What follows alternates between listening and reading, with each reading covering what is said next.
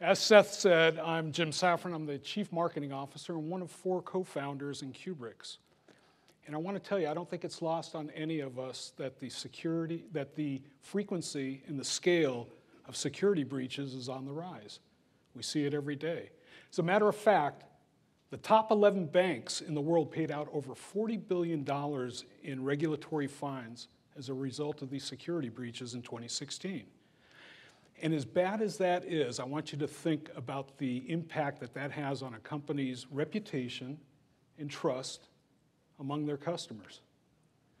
Now, as companies are coming to terms with these issues, and they're turning to a new technology increasingly, and this technology promises to do, among other things, a much better job of protecting data.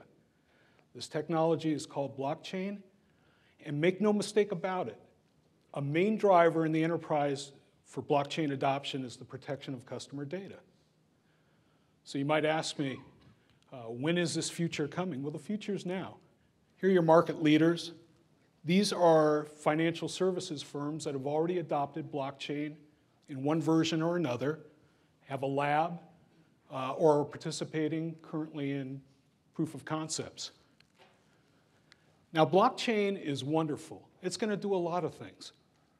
In fact, when you access sustainable seafood, when you apply for a mortgage, and even giving you the opportunity to privatize, and should you choose, monetize your own personal genome for medical research. Think about that. And blockchain's great, but it's not perfect. And it's not perfect for the enterprise because it's missing key components that would make it secure and more useful for the enterprise. You know, as a company, we have a philosophy. We don't introduce any technology into the enterprise unless it's backwards compatible with existing workflows, business applications, and the general way that companies do business. With that in mind, I'd like to show you some of the enhancements that we bring to blockchain. And these are important. I'm going to bring them all up so we can look at them. First, encryption of data in transport and in rest. Why is this important, encrypting data with military-grade encryption? Equifax did not encrypt their data. So hackers came in through a back door of a server that wasn't patched, and in plain English, there was everybody's data. Had it been encrypted, it would have looked like gibberish, and it would have been totally useless to a hacker. Number 2, granular attribute-based access control. If you're building a blockchain and the main function is to protect customer data, you need to know who has read and write permissions to that blockchain.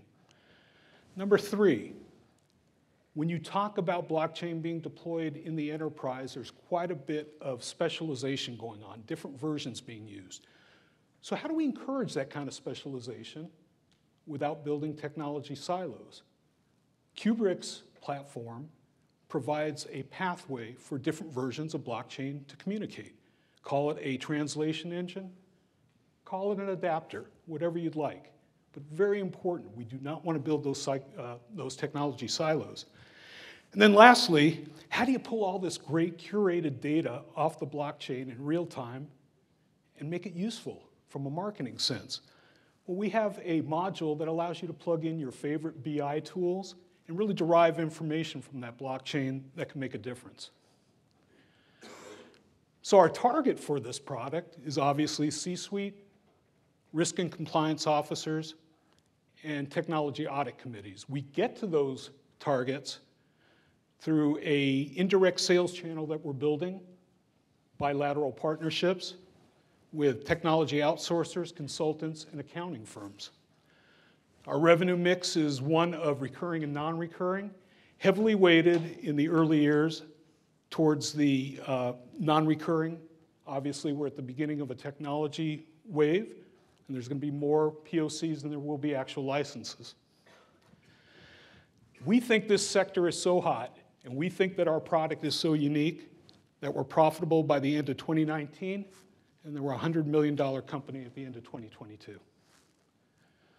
We've already hit some significant milestones. While we've been at this accelerator, we've had an alpha release of our product, which allows us to already take a couple of the components of this platform, incorporate them into current POCs that we're working on.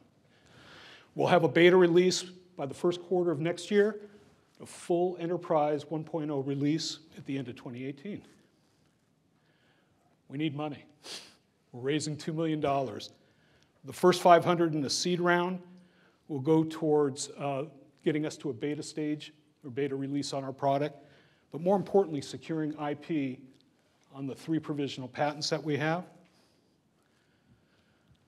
Listen, I got a unique team. We're very diverse. We're diverse geographically and in our talents, but the one thing that we do share is an intimate knowledge on how to introduce new technology into the enterprise, the pitfalls, the opportunities, and we'd like to take you all with us on that ride. Thank you very much for your interest in QBRICS. I look forward to talking to all of you. Thanks.